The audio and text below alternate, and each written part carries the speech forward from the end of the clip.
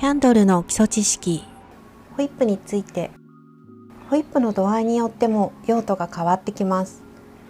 滑らかにホイップして型に流したり、固めにホイップしてキャンドルの間にクリームのように挟んだり、いろいろなアレンジができます。スイーツキャンドルや手ごねキャンドルなどで使われる技法です。キャンドルと添加剤の配合によって使用用途が全く異なってきます。制作したいキャンドルに合わせて配合を決めてみましょう。では用途別のホイップについて説明していきたいと思います。ホイップは実は奥が深い技法です。ワックスの配合とどこまでホイップするかによってかなりテクスチャーが変わってきます。様々な配合があるので、ちょっとここで紹介するのと、そのテクスチャーを見ながら学んでみてください。その他に4種類ホイップをやっていくんですが、その配合もだいたい同じにして色も同じにつけていきます。パラフィンワックス 200g にステアリン酸が 20g です。水っぽさが残るゆるいホイップを作っていきます。これはちょっと雪解けのそういうちょっと水っぽいテクスチャーのホイップが作りたい時に使う配合です。ステアリン酸を入れるとこういう少し水っぽいシャビシャビのホイップができます。こういうシャビシャビの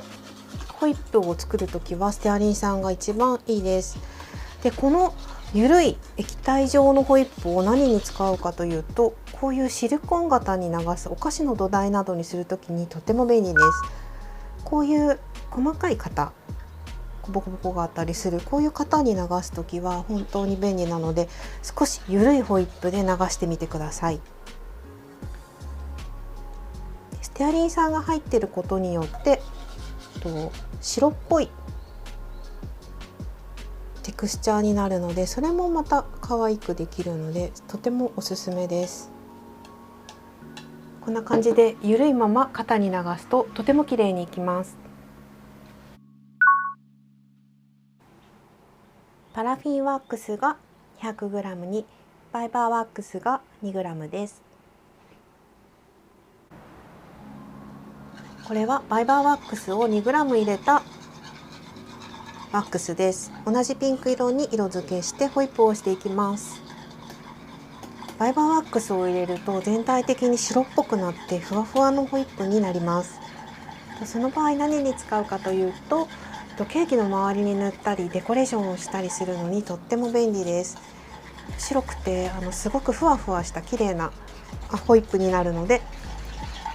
とても使いやすいです。ただしこれを混ぜるときにホイッパーじゃなくて割り箸で混ぜてしまうと思ったよりふわふわにならなかったりするので、必ずこのホイッパーを使って混ぜるのがポイントです。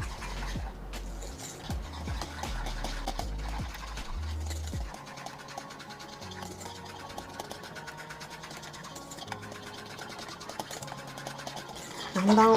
ふわふわの滑らかなホイップになってきました。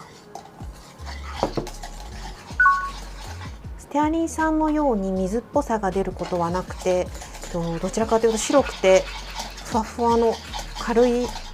スフレみたいな、そういう質感のホイップです。白を入れてないのにかなり白い状態になっています。このような感じのワックスをホイップで作った土台の上に塗っていくと、ケーキのデコレーションなどが簡単にできます。すごくふわふわしているワックスなんですよね。で、あまりベタベタしていないので手にくっつかないので、デコレーションなどがとてもやりやすいです。こんな感じに周りに塗ったりするのもやりやすいです。バイバーワックスのいいところは手にくっつかないところなので、一回塗ったものを手で整える時もあまり手にくっついてこないのが特徴です。こんな感じでデコレーションなどにとてもよく使う配合です。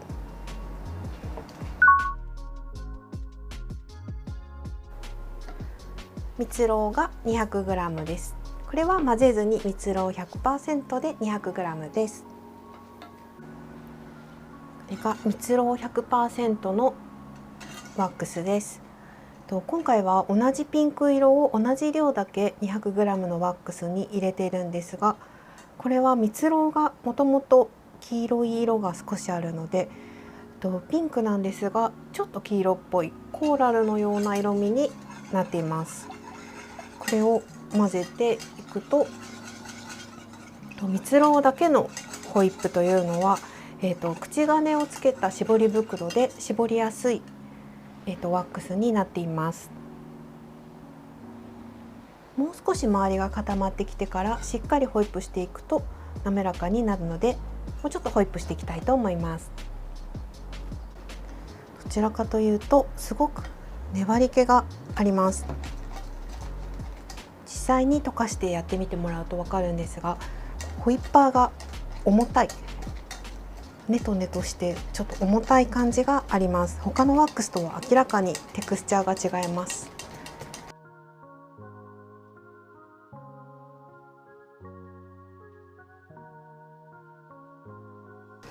蜜ろうのホイップの特徴で角が立ってくるようになります。混ぜた時にホイッパーの跡がシュッてつくくらいの硬さが目安なんですが、こんな感じですね。角が立つ状態になったら絞り袋に移して絞ることができます。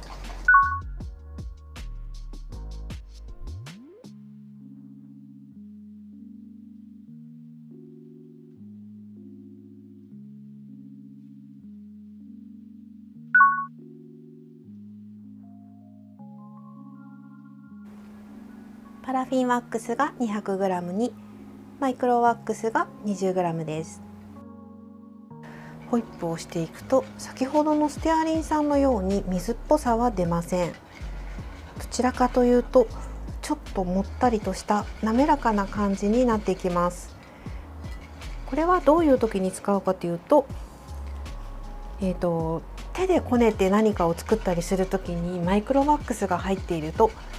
まとめやすいのでとっても作りやすいです。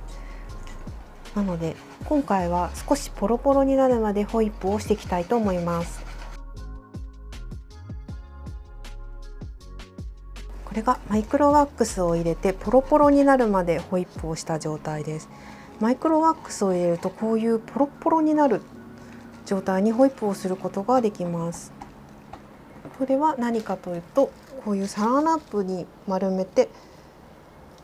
手で丸めて成形したりすることができます。またドーナツの形やパンの形などにこねて手でこねていろんな形を作る時にも便利です。マイクロワックスが入っているとこのようにまとまって手でこねやすくなるので、手ごねの成形をする場合にマイクロワックスをパラフィンワックスに入れてホイップするっていうのは一番適していると思います。こんな感じです。あとはアイスクリームを作ったりそういうのにも向いていると思います。手ごね全般はマイクロワックスをパラフィンワックスに入れるっていうのがいいと思います。こんな感じのポロポロのホイップになります。